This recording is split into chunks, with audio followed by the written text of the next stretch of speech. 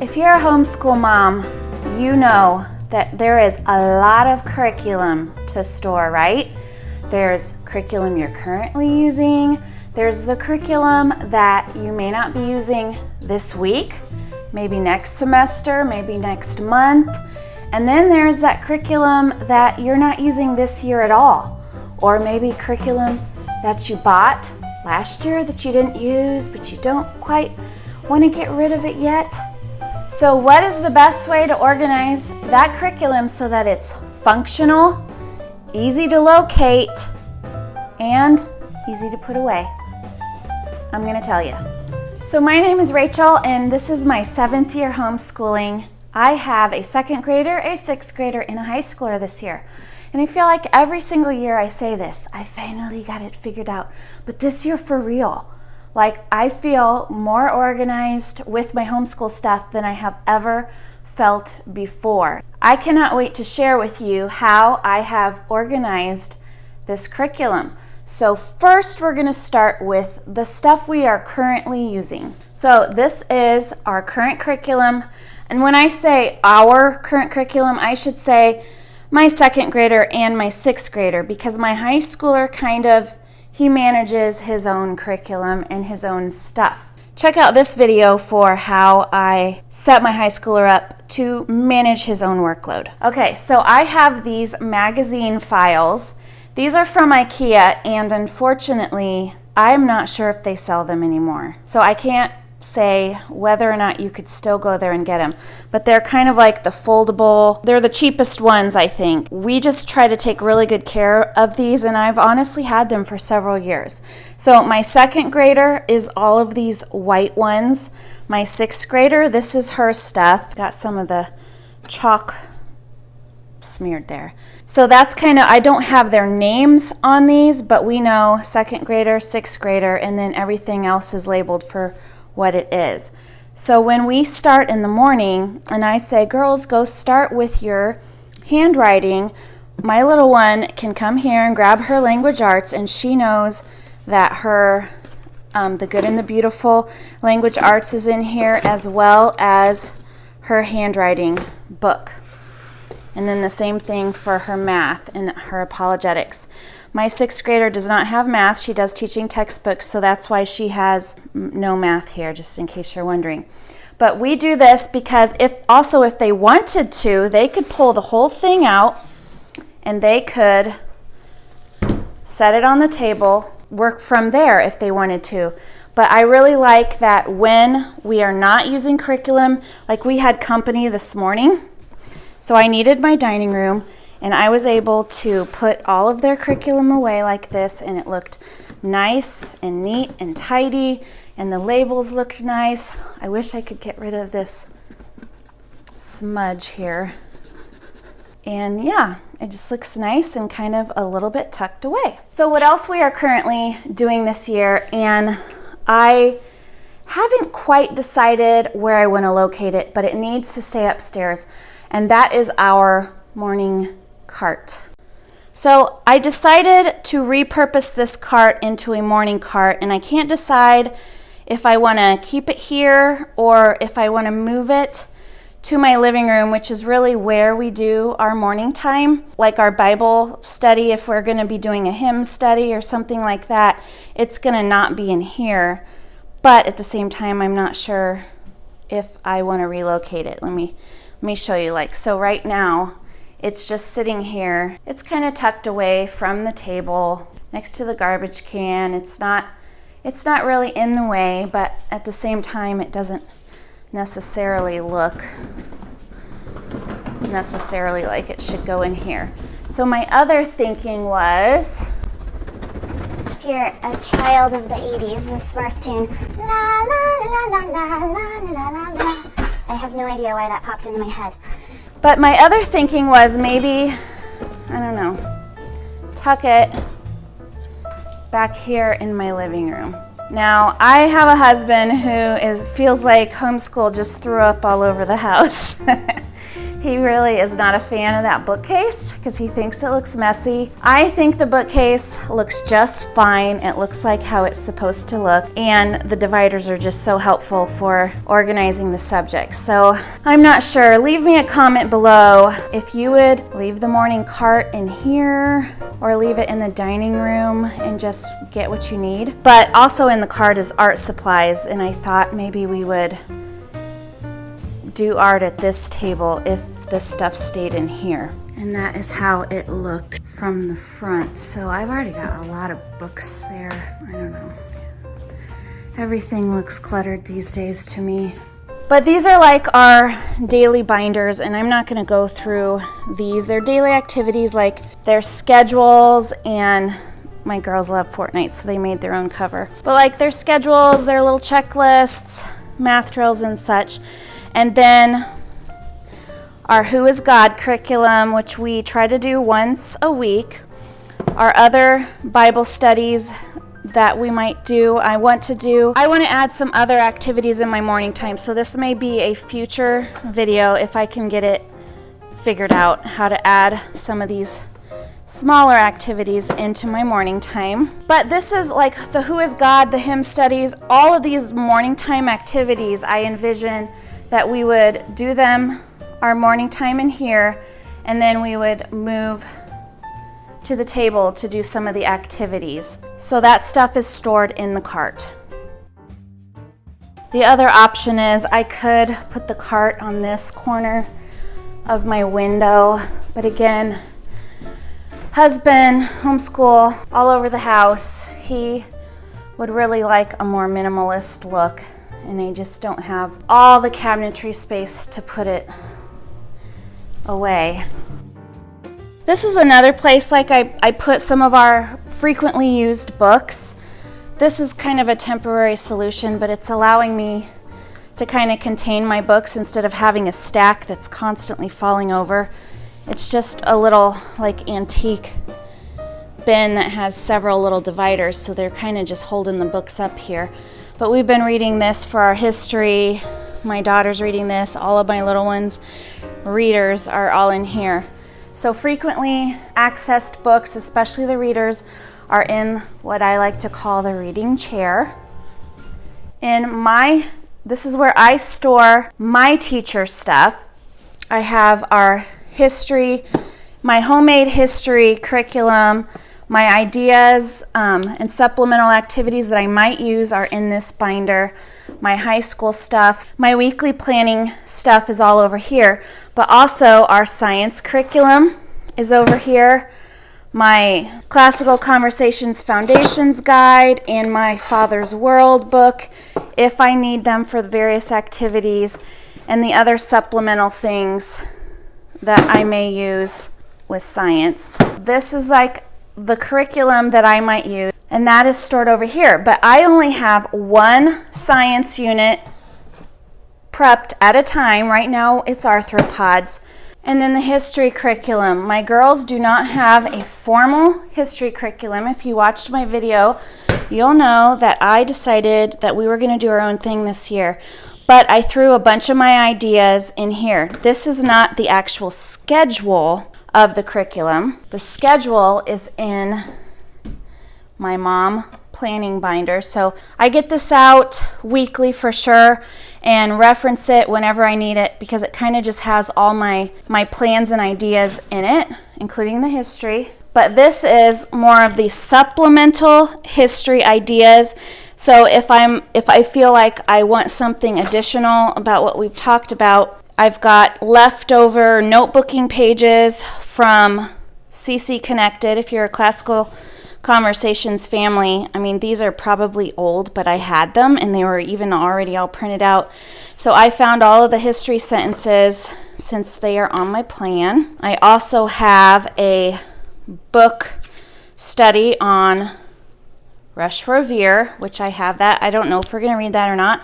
I have a book study on Little House on the Prairie if we read it and decide that I want to do that. And then I have a little cheap, probably from the Dollar Tree, about Abraham Lincoln. I have a couple of those workbooks, and then just some leftover notebooking pages from the My Father's World Adventures in History curriculum. These are pages that I just never used, so if my little one wants to write something about what we've learned, I have paper that is a little bit more themed. So I just threw these extra ideas in this binder.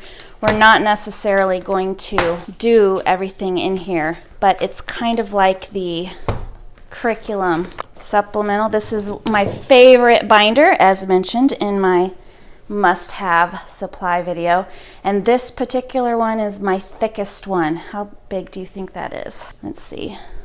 2-inch binder, 2.5 inch, 3 inch, I don't know. I know that this binder is 1.5 inches, so this must be a 2-inch binder, and it's pretty big. That's probably the biggest one that I would want. So this location of our curriculum is the stuff that we use on a daily basis, but we do have some curriculum that maybe isn't daily, but maybe is every other day or once a week or just whenever. I do not keep all of it back here. Here is where I store the little bit of less frequently used things. So most used is on the top shelf. Less frequently used is on the next shelf. Here I've got our science journals for when we're doing our Good and the Beautiful, but that is not daily. If I need it for history, this also doubles as history. And then I thought also if they had stories or something, they could put that in here. And this is our future curriculum, future meaning this year. So things that I have planned for us to do this year, another Bible study is in here. I've got some additional handwriting notebooks.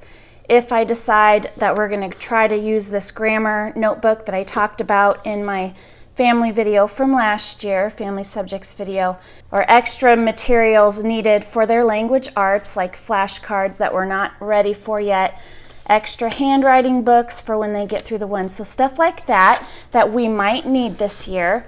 It is also down here marked future. And then our extra science unit with everything I bought to go with them. So this box also is from IKEA. So it's one of those, comes flat and you just fold it together. I bought these chalkboard labels to put on everything to make it look cool. And then this like little tray also came from IKEA, which was really actually kind of helpful to keep these flower game, and this snatch game is a lot sturdier, but the flower game is kind of in a bendable box that I wouldn't want to get crushed. So this kind of came in handy, and then you just lift it out. All of the other science curriculum we may use this year. And then the books and stuff that I got to go along with it. So it's just all here in one place and ready to go for whenever we decide to use it. And then I have one other place that I store curriculum that we might use this year, and it's kind of more like a holiday theme-based curriculum, and this is where I have that. So this room is our dining room. It doubles as a dining room for when we have guests over, but it's also our biggest table, obviously, so we use it for school. So I got these cabinets also from IKEA because they have these doors to hide away the stuff. So I rearranged this cabinet this year, and it needs a little bit of tidying. It looks like my girls got into it. But I stored, these are kind of like my holiday and theme ideas or curriculum that I haven't decided if I want to do anything. So I pulled out some of my Thanksgiving books that I want to make sure that I don't forget about and plan for in my Christmas. I did a video about that unit study, and then there's like some supplemental holiday stuff in here. So I need to figure out what our plan is this year for the holiday stuff, but right now I know it's all right here. So as I was organizing my homeschool space this year, I just really wanted to make sure that I kept the least amount of stuff up here as I possibly could. Now, I mean, possibly could, I guess that's subjective, right? I probably could have stored more stuff other places. But what I mean by that is I didn't really want to store things up here that I wasn't going to be using this year. And if I had room for it, then I wanted to find a place for it if I thought we might use it. But what about the curriculum that is not in use? First of all, you can sell that stuff. If you don't know, Facebook groups, there are a ton of Facebook groups. If you have a really popular curriculum like Classical Conversations or My Father's World or even Logic of English, that's a very specific language arts curriculum, but there are groups on Facebook that want that stuff used. That is the easiest place to sell your curriculum. I did this summer with all the curriculum that I knew that we weren't going to use again. Now, I guess it depends on how much curriculum you have to sell, but I will say I felt like selling the curriculum took over my life for a good week. But I made a lot of money back because those people are looking for specific curriculum. You can sell it for more than garage sale prices. I really did. I bet you, depending on the condition of my curriculum, I would say for the most part, I sold my curriculum about 50% of what the brand new value was. And in some cases, I sold it for more than that because I had curriculum, as almost every homeschool mom does, that I bought that I have never used. So some of it was brand new in package. And I looked up the brand new price, no tax, and then I still gave it another discount, maybe 10%, maybe 20%, just I don't really remember. I reminded them they don't have sales tax to pay with my price. So I made a killing, and I still had more curriculum that I could sell. It's just I did not want to give up another week of my life because we were getting ready to go on vacation. But it was so awesome to have made a bunch of money back right before we went on vacation. So if you're pretty sure you're never going to use it, sell it on Facebook or Instagram. Now, I don't have a whole lot of Instagram followers compared to these Facebook groups, so I wasn't quite sure how to sell it on Instagram. But in the future, because my following is growing, I thought some of my curriculum that I might sell, if you follow me on Instagram, Rachel_our homeschool plan, I might try to sell some stuff and maybe you guys will want it. But selling it, highly, highly recommend. Donate it. If you don't think you can sell it, donate it.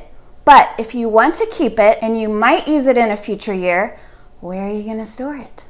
Let me show you how I did it. Take a little trip with me to my basement. So my basement is where I do a lot of long-term storage. I cannot vouch for the condition that I may find ukulele taking up most of the stairs here. Hey, Juju. So I have this built-in bookcase down here, and I use this for a lot of storage. All right, so this is our bookcase that has a lot of storage potential, and I really made it. I'm like so proud of myself because it looks so much nicer than it did last year. I left some of the like really good STEM type toys in case we have younger kids visit us. I guess I'm sentimental. I'm never gonna get rid of my Thomas the Train stuff. Grandkids, you know. So I kept this down here and tried to organize things again in boxes from IKEA, and I try to organize it by subject, but these are the things that I am not planning on using this year. So my fine arts, meaning my art, this is not from IKEA. I think these are from Target, but I do not recommend these. I don't like these at all. So if IKEA still sells these, I would probably buy more of these until I find a better option. This is what it is. So my fine arts, which is my art stuff, poetry, geography curriculums, language arts curriculums, not currently in use, handwriting curriculums to still use, Explode the Code, and spelling curriculums. I actually have almost every single Explode the Code book there is up to level 8. Math curriculums. This is all my extra Singapore math for my younger ones. Math games, art times fractions. So this is like supplemental math stuff. My Usborne fractions and decimals. I got this off of Thrift Books or Amazon, I can't remember. This is not a math book, but it's kind of tying math and art together, which is really cool. This is definitely tying math and art together. So these are really just supplements. I'm just showing you this because if you have a kid who struggles with math and you need a different angle, this might be a good idea for you. I thought it looked kind of cool.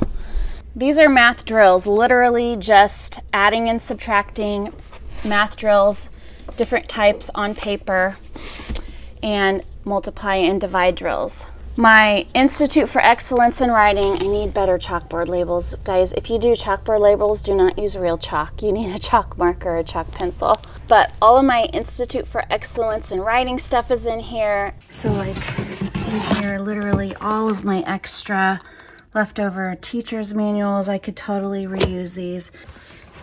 We did all of this in Classical Conversations, but okay, here is a student book. So even though we did this in Classical Conversations, we did not do every single exercise in here. Sorry for the shadow. And we did not do every single paper even. So there's still lots of things that I could do if I want to go back to IEW. I have a lot of IEW stuff, which is why it has its own box. Here, my math games like that I've printed off from Pinterest or from the internet type games, I put those in a binder. These are just extra word searches and crosswords. But you can tell I have everything labeled. I have it labeled so that it's easy to find. Remember, that was one of the criteria, easy to find. This makes it so easy to find and so easy to put away. These are my supplemental or magazines if we ever want to do an activity with cutting out. These are books that I'm going to need for future language arts activities. These were books used in Classical Conversations, but I'm sure that we will use them again, and definitely we'll be using these and The Good and the Beautiful, level 6 that my son just did. So if we stick with this, my 6th grader will need that soon. I have audiobook from Corrie ten Boom. I'm hoping to do more world history next year where this will be used. I have Story of the World stuff. I have Blue Book stuff. I'm not really sure where to put it, so I just put it here right now. So this is like future curriculum, right? Future books that I'm not using. This is more art stuff back here, but I have this one tucked back because it doesn't match everything else, and so you don't notice it. That's kind of one of my strategies. All of my Classical Conversations stuff that I did want to keep is in here. All of my Classical Conversations challenge things that I wanted to keep are in here. So there's like some Latin helps and stuff that I might reference again. The Latin curriculum that my son is using, I had some extra quizzes, so that's kind of tucked over here. This is my Christian curriculum, stuff that we're not using yet, but I do have, and this is a different, this is not the same as this. This is actually hard plastic, but doesn't it look nice? My history and science, and then I didn't have room because like I said, I don't think they are selling these anymore. I ran out of magazine files, so my extra history curriculum is here. This is the Good and the Beautiful stuff that I bought that I decided not to use, and I can't decide if I'm ever going to use it, so I'm not selling it just yet. But if I do decide to sell it, you guys, it's going to be brand spanking new, and I will let you know if you want it. But I also got this Mystery of History used, so if we decide to give that a try, then I have that. And then my Classical Conversations timeline cards, which I love these because they show all the timeline events from the song. If you have the app, you've got the song. And then on the back of it tells you about that event, tells you the year and the date and where it happened. So these cards are just so nice. I will probably never get rid of those. I store our curriculum so that it is functional, meaning it's easily accessible, right? It's easily accessible, it's easily accessible. It's also easy to find because it's all labeled, and easy to put away because it's labeled, and easy for my kids to help, which is really the key, right? I want to get to that place where I can tell my kids to clean the house and it's gonna be clean to my standard. Will that ever happen? Time will tell. So I'm hoping to do a few more organizational type videos for you this fall. In the meantime, if you have not checked out this video on how to organize, I talk about all the steps that I'm always going through anytime I organize. Till next time, bye.